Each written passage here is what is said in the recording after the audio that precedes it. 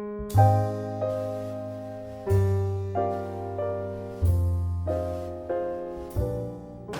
Students, last lecture के अंदर हम लोगों ने इंट्रोडक्शन पार्ट को खत्म किया है।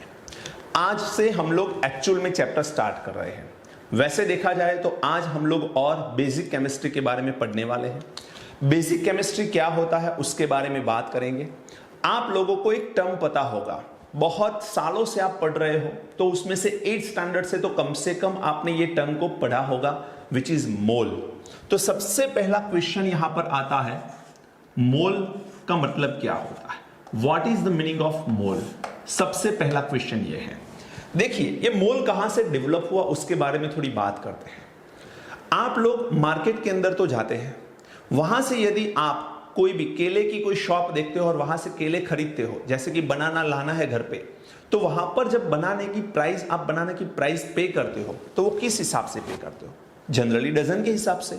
अब हमें पता होता है कि एक डजन का मतलब क्या है, 12 number, that means 1 dozen, right. Similarly kite festival के दौरान हम लोग मार्केट में जाते हैं और काइट लेते हैं तो वहां पर 20 काइट्स का मतलब होता है 1 कोड़ी, राइट। तो 1 कोड़ी का मतलब क्या होता है, 20 काइट्स। तो उस हिसाब से हम पेमेंट करते हैं।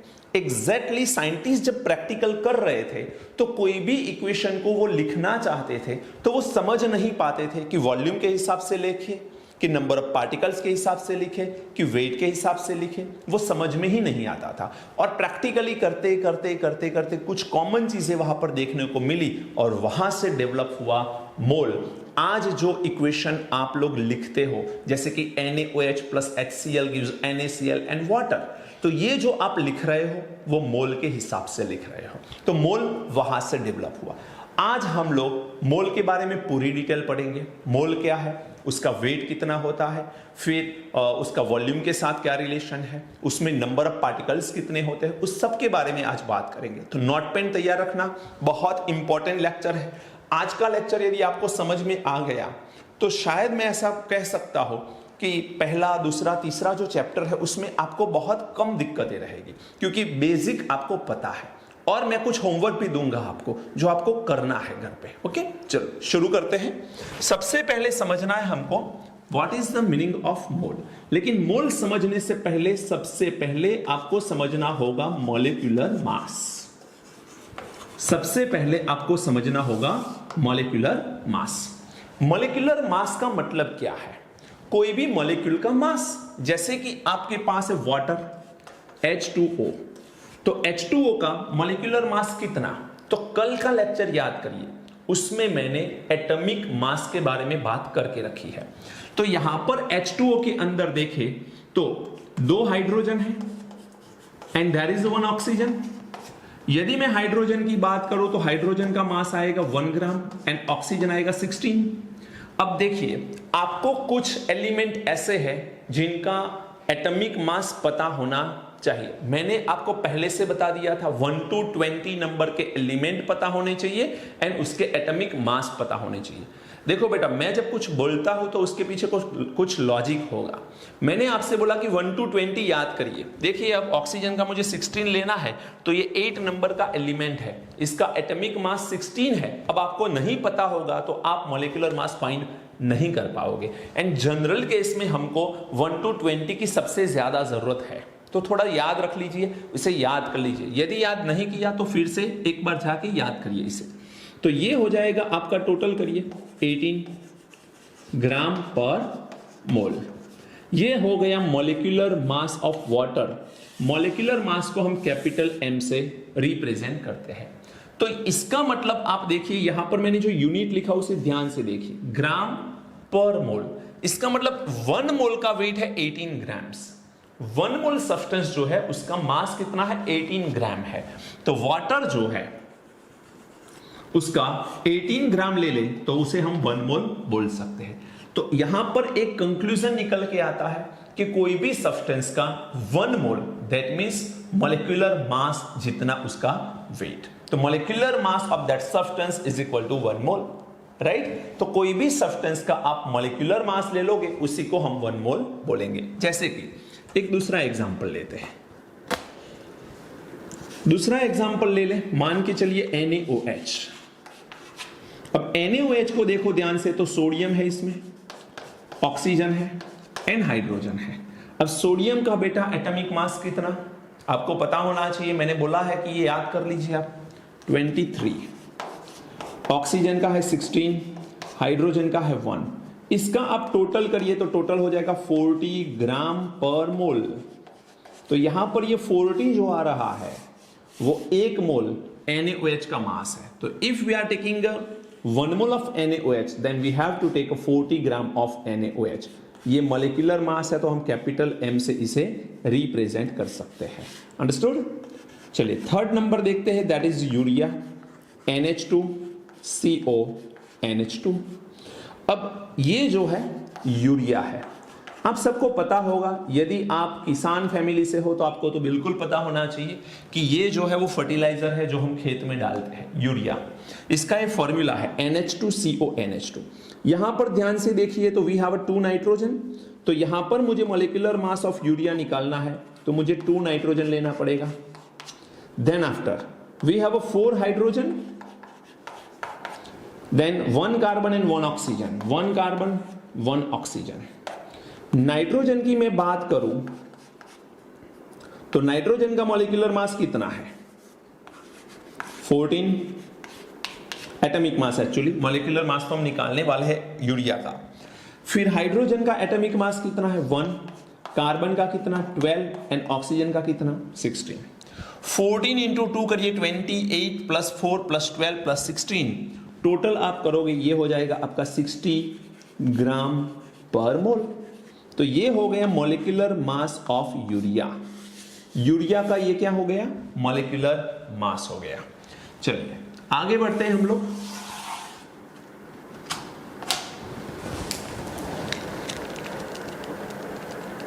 और 4 नंबर है, यूरिया के बाद मान के चलो ले ले C6H12O6, मींस इसे हम लोग बोल सकते हैं ग्लूकोज।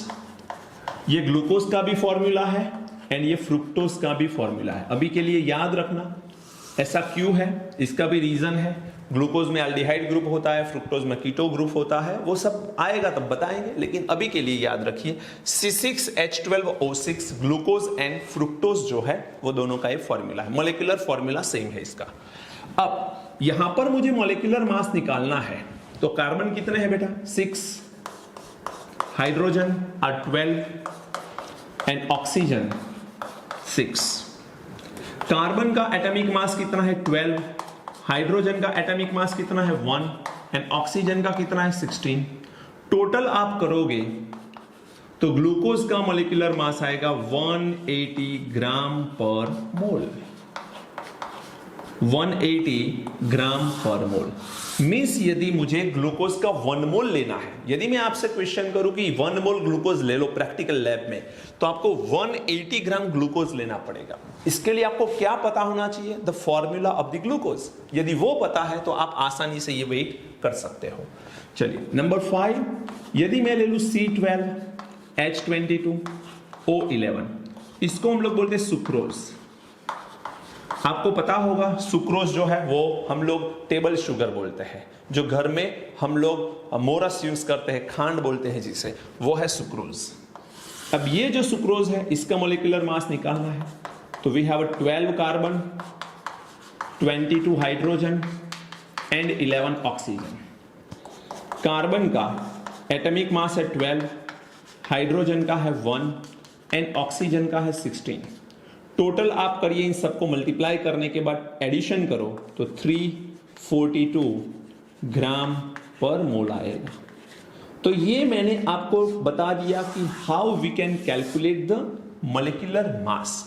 मॉलिक्यूलर मास निकालने के लिए सबसे पहले आपको पता करना है एटॉमिक मास, तभी आप मॉलिक्यूलर मास निकाल सकते हो। तो ये water, NaOH, urea, glucose, sucrose, these are the most important and most famous substances। इनका तो मॉलिक्यूलर मास आप याद ही रख लो, मैं तो बोलूंगा ओके, इसकी बहुत जरूरत पड़ने वाली है हमको। तो ये मॉलिक्यूलर मास यदि आपको निकालना आ गया तो उसके बाद मोल निकालना बहुत ही आसान है। कैसे हम देखते हैं, लेकिन सबसे पहले इसको नोट कर लीजिए, आप लोग जल्दी से नोट करिए फिर आगे बढ़ते हैं। चलिए मॉलिक्यूलर मास खत्म किया हम लोगों ने। अब देखते हैं कि मोल किस तरह से फाइंड करते हैं। तो पहले तो आपको मोल का फॉर्मूला याद करना है, शायद याद ही होगा क्योंकि जितने भी स्टैंडर्ड 9th 10th में ये फॉर्मूला बहुत फेमस और आ चुका है आपका। इसे बोलते हैं हम लोग mass divided by molecular mass, mass upon molecular मास। ये फॉर्मूला आपको याद रखना है। ऊपर की तरफ मास लेना है, गिवन मास, एंड नीचे की तरफ आएगा मॉलिक्यूलर मास। उसमें मान के चलो मैं आपसे क्वेश्चन करूं कि find the number of moles, find the number of mole of 80 gram of NaOH या 80 ग्राम NaOH। Find the number of mole of 80 gram NaOH। तो यहां पर आप देखिए कि आपको 80 ग्राम NaOH दिया हुआ है एंड उसका आपको नंबर ऑफ मोल निकालना है। क्या करेंगे हम? मोल का फॉर्मूला लिखेंगे और कुछ नहीं। मोल इज इक्वल टू क्या है बेटा? मास अपॉन मॉलिक्यूलर मास। सबसे पहले तो गिवन मास कितना है? 80, जो ऊपर लिखना है आपको, अपॉन अभी थोड़ी देर पहले मैंने मॉलिक्यूलर मास आपको कैलकुलेशन किस तरह से करते हैं वो बता दिया। तो NaOH का पेज पे देखो आप, NaOH का मॉलिक्यूलर मास कितना है? 40। तो यदि आप 40 से इससे डिवाइड करोगे तो आंसर इज 2 मोल। तो यहां पर आंसर कितना आ रहा है? 2 मोल। तो 2 mole substance of NaOH, that means 80 gram of NaOH। ऐसे ही कोई भी सब्सटेंस का आप लोग मोल निकाल सकते हो। यदि मैं दूसरा क्वेश्चन यहां पर लिखूं, सबसे पहले यहां पर एक कॉमन क्वेश्चन लिख लेता हूं, find out the number of moles, find out the number of moles. इसके लिए सबसे पहला क्वेश्चन है आपका, या सबसे पहला गिवन वैल्यू है, मान के चलो आपको दिया हुआ है 2 या 180, चलिए 180 gram of urea, then after second आपको दे रखा है 600, या तो फिर एक काम करिए 360 ग्राम ऑफ ग्लूकोज या फ्रुक्टोज ले लो, C6H12O6। थर्ड नंबर पे ले लो आप 54 ग्राम ऑफ वाटर। ओके, ये सब सब्सटेंसेस हैं जिनके आपको मोल फाइंड करने हैं। क्या करेंगे बेटा? Mole is equal to molecular mass से डिवाइड करो मास को, तो 180 अपॉन यूरिया का मॉलिक्यूलर मास कितना है बेटा? नहीं पता तो आप लोग इसका एटॉमिक मास को टोटल में ले लो, तो वो हो जाएगा आपका 60।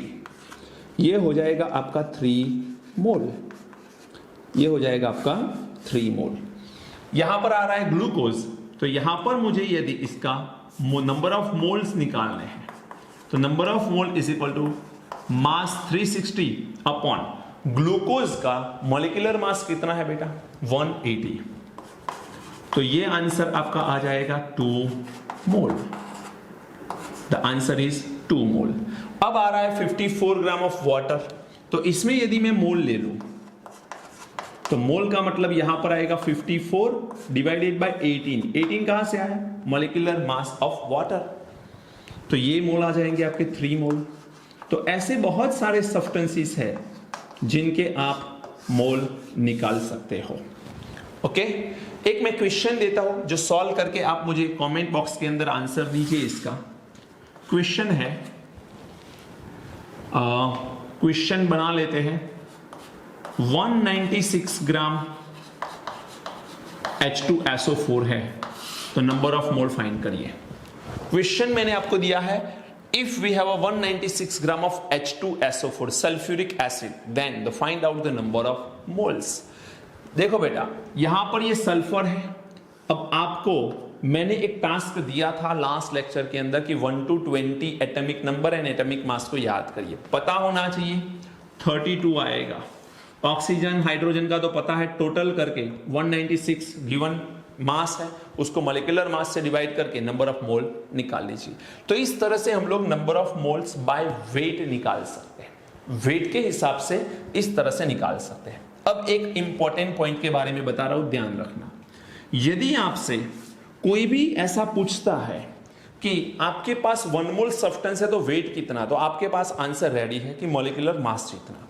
बट यदि आपसे क्वेश्चन ऐसा पूछते हैं कि आई have a 1 mole of that substance, तो उसमें नंबर ऑफ मॉलिक्यूल कितने होंगे, तो याद रखना यदि आपको ऐसा पूछे तो 1 मोल का मतलब क्या होता है, नंबर ऑफ पार्टिकल्स या नंबर ऑफ मॉलिक्यूल की बात हो तो वो आएंगे 6.022 इंटू 10⁻23, 6.022 इंटू 10⁻23, ये आपका नंबर आ गया 6.022 इंटू 10⁻23। 1 मोल का इतने नंबर ऑफ पार्टिकल्स होते हैं। अब आपसे क्वेश्चन, आपके दिमाग में ऐसा ख्याल आ सकता है कि सर ये नंबर जो है वो किसके ऊपर एप्लीकेबल है, किसी के ऊपर भी। जैसे कि यदि मैं आपसे बोलूं कि मेरे पास 1 मोल वाटर है, तो इसका मतलब ये हो गया कि 6.022 इंटू 10⁻23 वाटर मॉलिक्यूल है ये। यदि मैं आपसे पूछूं कि मेरे पास 1 मोल ऑफ डाइनाइट्रोजन है, तो इसका मतलब ये होगा कि 6.022 इंटू 10⁻23 डाइनाइट्रोजन गैस है। यदि मैं आपसे दे दूं कि मेरे पास 1 मोल ऑफ Na+ आयन है, positive ion, 1 mole of Na+ है, तो इसका मतलब आएगा 6.022 इंटू 10⁻23 Na+ आएगा। तो ये चाहे कोई भी ले लो, देखिए यहां पर कोई कंपाउंड भी हो सकता है, कोई मॉलिक्यूल भी हो सकता है, एंड आयन भी हो सकता है, एटम भी हो सकता है, प्रोटॉन हो सकते हैं, न्यूट्रॉन हो सकते हैं, इलेक्ट्रॉन हो सकते हैं, कुछ भी।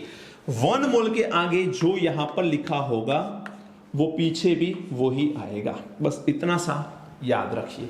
तो आप अब क्या समझ चुके हो, 1 मोल का मास कितना, हर सब्सटेंस का अलग अलग होगा, लेकिन उसके मॉलिक्यूलर मास जितना। सेकेंड पॉइंट क्या हमने चूज किया कि 1 मोल कोई भी सब्सटेंस का दिया हुआ है तो उसमें नंबर ऑफ मॉलिक्यूल्स या नंबर ऑफ आयंस या नंबर ऑफ पार्टिकल्स कितने, तो 6.022 इंटू 10⁻23। अब ये नंबर कहां से आया, तो ये नंबर प्रैक्टिकली प्रूव किया गया है, हम बात करेंगे फर्स्ट चैप्टर के अंदर इसे, लेकिन इसी को हम लोग एक शॉर्ट फॉर्मूला से भी रिप्रेजेंट करते हैं, विच इज Na। इसको हम लोग Na से भी रिप्रेजेंट करते हैं, एंड Na का मतलब है एवोगैड्रोस नंबर। Na को क्या बोलते हैं बेटा, एवोगैड्रोस नंबर, एवोगैड्रोस नंबर बोलते हैं इसे, ध्यान रखना, this is Avogadro's number. 1 mole is equal to 6.022 into 10⁻23, तो वो है एवोगैड्रोस नंबर। देखिए साइंटिस्ट ने कितनी शानदार बात करी है यहां पर, चाहे आप सब्सटेंस चेंज कर लो तो मास बदल जाएगा कि नहीं, मोल कॉमन बट मास बदलेगा ना, क्यों, क्योंकि इसका मास कितना, इसके मॉलिक्यूलर मास जितना, इसका मॉलिक्यूलर मास कितना होगा 18, इसमें आएगा 28, इसमें आएगा 23। तो एक चीज देखो कि अलग अलग मास ले रहे हो, फिर भी number of particles are same, number of molecules are same. तो यहां पर एक जबरदस्त खोज है, साइंटिस्ट के द्वारा की गई वन ऑफ द बेहतरीन खोज है कि 1 मोल के अंदर number of particles always same रहते हैं। वो बहुत बड़ी बात है बेटा। ओके, चलिए इसे नोट करिए। फिर हम लोगों को अभी एसटीपी के बारे में बात करनी है, फिर वॉल्यूम के साथ उसका रिलेशन भी डिस्क्राइब करना है। जल्दी से नोट करिए। चलिए लिख लिया। तो अब हम लोग समझ चुके हैं कि मास फाइंड कैसे, मॉलिक्यूलर मास किस तरह से फाइंड करते हैं, गिवन मास है तो उसको मोल में किस तरह से कन्वर्ट करते हैं, ये सारी चीजें हम समझ चुके हैं।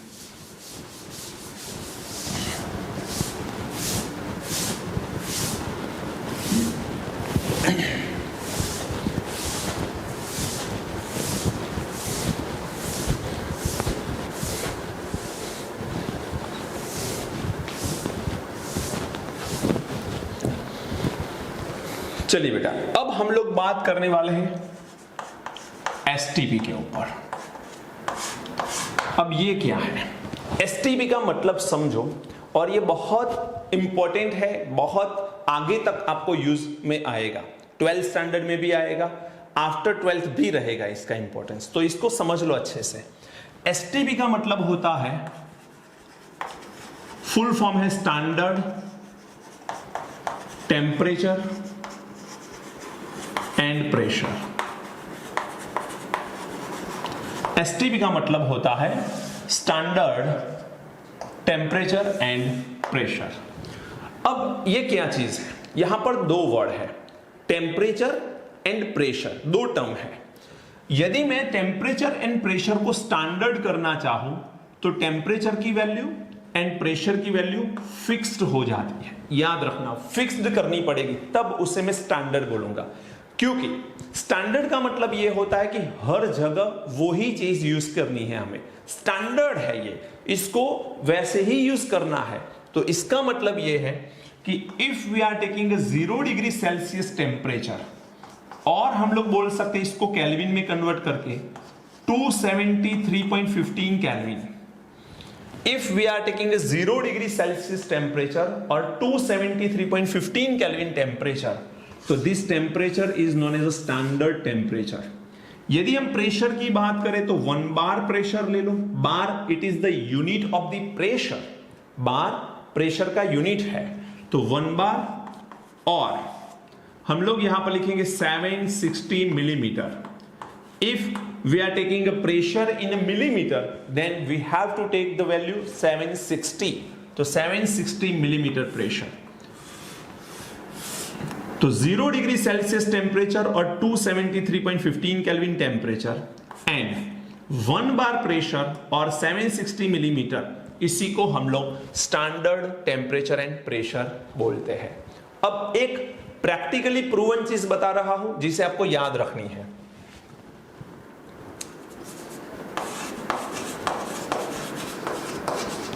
1 mole of any gas at STP, यदि मैं इसका वॉल्यूम निकालना चाहूं तो यहां पर लिखूं volume of 1 mole of any gas at STP is 22.4 litre. ये याद रखना है आपको, इंपॉर्टेंट स्टेटमेंट बता रहा हूं मैं आपको। Volume of 1 mole of any gas at STP is 22.4 litre. Means आप कोई भी सब्सटेंस हो गैसियस स्टेट में, यहां पर देखो मैंने एनी गैस लिखा है, तो गैसियस स्टेट में यदि आपके पास कोई भी सब्सटेंस है और उसे यदि आप STP पे रखते हो, 1 मोल सब्सटेंस है, गैसियस कंडीशन पे है, लेकिन STP पे रखते हो, STP का मतलब इस टेम्परेचर पे रखते हो या एंड उसके साथ साथ इस प्रेशर पे रखते हो, तो इस टेम्परेचर पे एंड इस प्रेशर पे यदि हम लोग रखते हैं 1 मोल गैस को, तो उसका वॉल्यूम फिक्स है, 22.4 लीटर आता है। ये प्रैक्टिकली प्रूवन चीज है, ये याद रखना है आपको। अब यहां पर मैं कुछ चीज बता रहा हूं, ध्यान से सुनना। यदि आपसे क्वेश्चन पूछा जाए कि if you have a 20 gram of dihydrogen, 20 gram of dihydrogen, और यहां पर क्वेश्चन है find out the volume of dihydrogen gas at STP। ये आपका क्वेश्चन है। Find out the volume of dihydrogen gas at STP। मास कितना दे रखा है? 20 ग्राम दे रखा है। क्या करोगे बेटा, सोचो, बहुत आसान है। आपको पता है कि 1 मोल कोई भी सब्सटेंस है, गैसियस स्टेट में है, STP पे है, तो 22.4 लीटर है। तो आपको STP पे फाइंड करना है, गैस का ही वॉल्यूम फाइंड करना है, एंड मास आपको दे रखा है। तो क्या करोगे, मास से मोल पे चले जाओ। How we can find out the mole from the mass? Mole is equal to, formula क्या है हमारी, mass upon molecular mass, mass upon molecular mass. चलिए, मास कितना है? तो मास है 20, मॉलिक्यूलर मास कितना? डाइहाइड्रोजन गैस का मॉलिक्यूलर मास कितना? 2। हाइड्रोजन का एटॉमिक मास होता है 1, we have 2 hydrogen, so taking 2। तो यहां पर नंबर ऑफ मोल कितने आएंगे? 10 मोल, 10 मोल। अब देखो, वैसे तो मैं डायरेक्टली आंसर बता दूं आपको, लेकिन सिस्टम से चलते हैं। अभी आप नए हो तो सिस्टम से चलते हैं तो समझ में आएगा, बाकी आप डायरेक्टली आंसर बता दोगे फिर तो मास्टर हो जाओगे। 10 मोल आ गया, ये हो गया डाइहाइड्रोजन के मोल। अब आपको पता है कि 1 mole dihydrogen at STP having a 22.4 litre volume, तो आपके पास कितना है बेटा? 10 मोल ऑफ डाइहाइड्रोजन कहां पर रखा गया है? Eight STP. तो लीटर कितने आएंगे? तो 10 को इसके साथ मल्टीप्लाई कर लो, तो 10 इंटू 22.4 तो ये आंसर आएगा 224 litre. The answer is 224 litre. तो इस तरह से आपको गिवन मास का आप लोग वॉल्यूम निकाल सकते हो एट एसटीपी। अंडरस्टूड? चलिए, कुछ क्वेश्चन मैं आपको दे रहा हूं जिसका आपको सॉल्यूशन करना है खुद से। मान के चलिए, पहला क्वेश्चन है आपके पास 56 gram of dinitrogen gas given है, एट एसटीपी पे वॉल्यूम निकालो। मैं पूरा क्वेश्चन लिख नहीं रहा, एट एसटीपी पे आपको क्या निकालना है? इसका वॉल्यूम निकालना है। चलिए, एट एसटीपी पे आप इसका वॉल्यूम निकालो। और एक क्वेश्चन दे रहा हूं मैं, आपको दे रखा है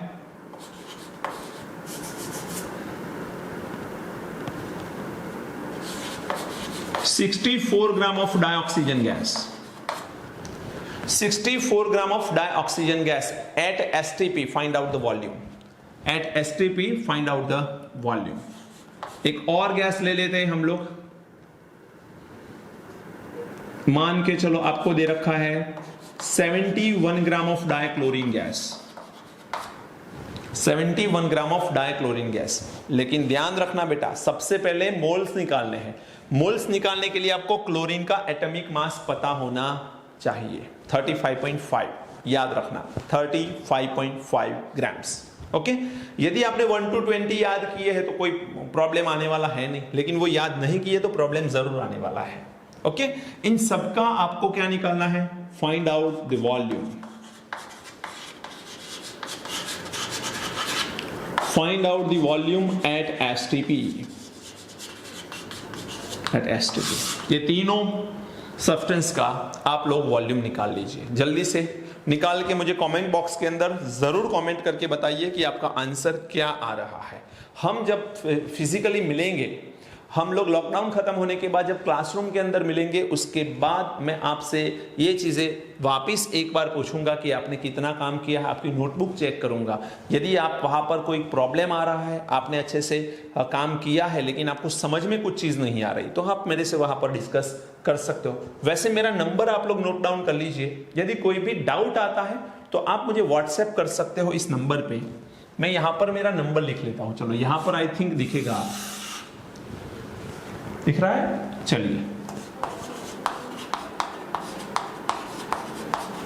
Brijesh sir, my contact number is 9426405319। This is my contact number. यही मेरा व्हाट्सएप नंबर भी है बेटा, 9426405319। नोट डाउन करके रखिए, कोई भी डाउट आता है आप मेरे से जरूर बात कर सकते हो। ओके, चलिए नोट कर लीजिए। और एक पॉइंट मैं बता दूं, मेरा टेलीग्राम एक चैनल है Brijesh sir, perfect chemistry Brijesh sir, तो आप उस टेलीग्राम चैनल को भी सब्सक्राइब कर लीजिए। वहां पर मैं कुछ मटेरियल भेजूंगा आप लोगों को पीडीएफ फाइल में, तो वहां पर आपको वो मटेरियल भी मिलेगा। ओके, चलिए नोट करिए। फिर एक और पॉइंट मुझे बताना है। हो गया नोट? चलो निकाल दो बेटा।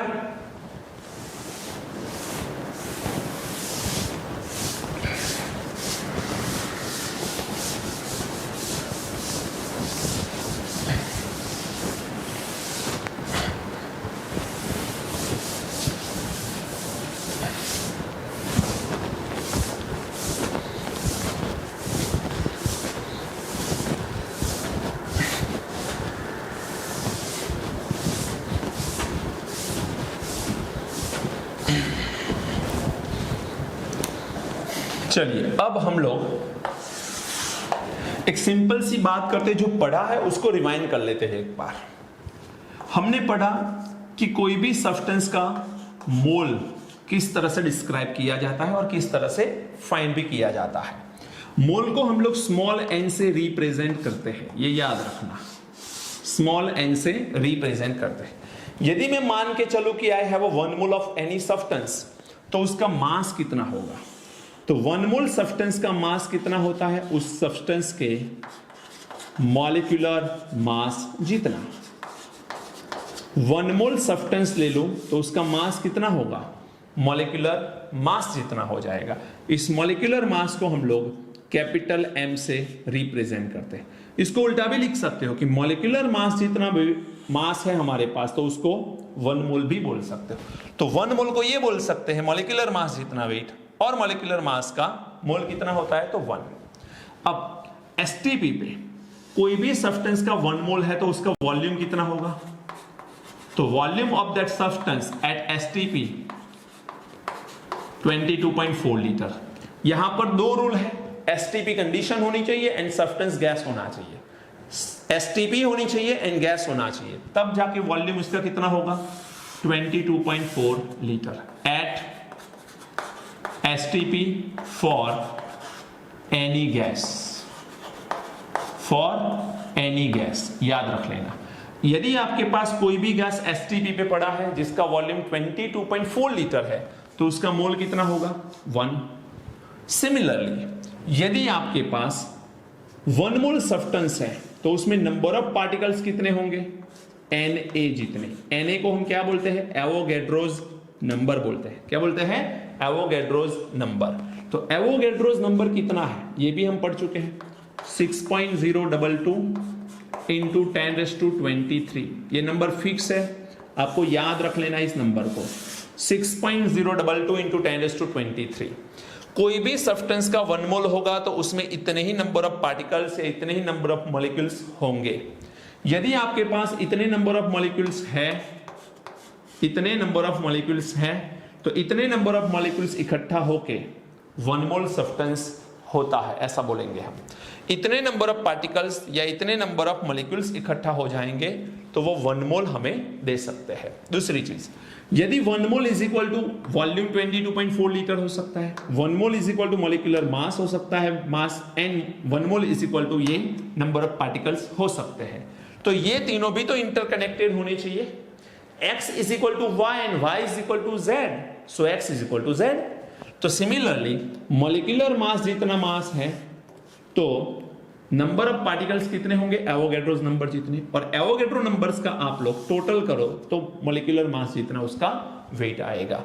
सिमिलरली वॉल्यूम यदि 22.4 लीटर है तो उसमें नंबर ऑफ पार्टिकल्स होंगे 6.022 इंटू 10⁻23। तो इतने पार्टिकल्स को इकट्ठा करके एसटीपी पे गैस को ले जाओ तो वॉल्यूम हो जाएगा 22.4 लीटर। उतना ही नहीं, मॉलिक्यूलर मास में गैसियस है, एसटीपी पे ले लो तो 22.4 लीटर वॉल्यूम होगा।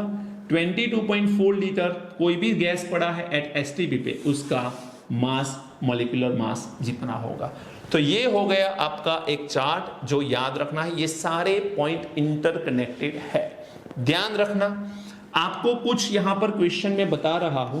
एक तो पहला क्वेश्चन ये है कि आपके पास है 6.022 into 10⁻24 NaOH। Find out the moles, find out the moles. तो इतने आपको क्या दे रखे? पार्टिकल्स, किसके?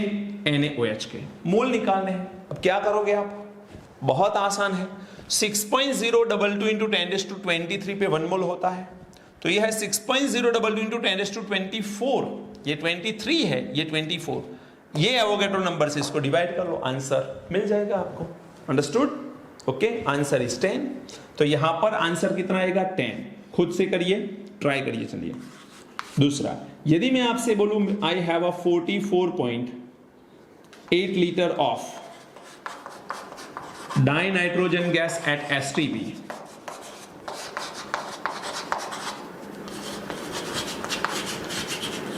Find out the mole. Mole find करिए। एक और क्वेश्चन दे रहा हूं मैं आपको, आई have a 120 gram of urea